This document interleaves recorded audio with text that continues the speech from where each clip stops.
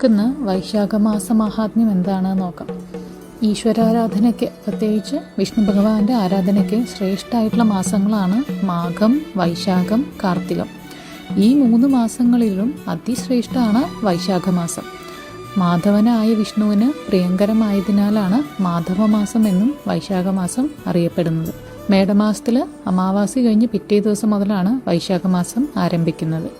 സർവവിദ്യകളിലും ശ്രേഷ്ഠമായ വേദം എന്നതുപോലെ, സർവമന്ത്രങ്ങളിലും ശ്രേഷ്ഠമായിട്ടുള്ള പ്രണവം എന്നതുപോലെ, സർവവൃക്ഷങ്ങളിലും ശ്രേഷ്ഠമായ കൽപ്പവൃക്ഷം എന്നതുപോലെ, സർവപക്ഷികളിലും ശ്രേഷ്ഠനായ ഗരുഡൻ എന്നതുപോലെ, സർവനദികളിലും ശ്രേഷ്ഠയായത് ഗംഗയെന്ന പോലെ, സർവരത്നങ്ങളിലും ശ്രേഷ്ഠമായത് കൗസ്തുഭം എന്ന പോലെ, സർവമാസങ്ങളിലും ശ്രേഷ്ഠമായതാണ് വൈശാഖമാസം. വൈശാഖമാസത്തിലെ 30 ദിവസങ്ങളും പുണ്യദിനങ്ങളാണ്. ഈ മാസത്തിൽ സ്നാനം, ദാനം, തപം, ഹോമം, ദേവതാർച്ചന തുടങ്ങിയ സൽക്കർമ്മങ്ങൾ അനുഷ്ഠിക്കണം. വൈശാഖമാസത്തിൽ ത്രിലോകങ്ങളിലുമുള്ള സർവ്വതീർത്ഥങ്ങളുടെയും സാന്നിധ്യം എല്ലാ നദികളിലും ജലാശയങ്ങളിലും സൂര്യോദയം കഴിഞ്ഞിട്ട് 6 നാഴിക വരെ ഉണ്ടാകുമെന്നുള്ളതാണ് വിശ്വാസം. അതുകൊണ്ട് പ്രഭാത സ്നാനം വൈശാഖമാസത്തിൽ വളരെ പ്രാധാന്യം കൽപ്പിച്ചിരിക്കുന്നു. മഹാവിഷ്ണു പ്രീതി നേടാൻ വൈശാഖ സ്നാനത്തിന് തുല്യമായിട്ടുള്ള മറ്റ് പുണ്യകർമ്മങ്ങളില്ല.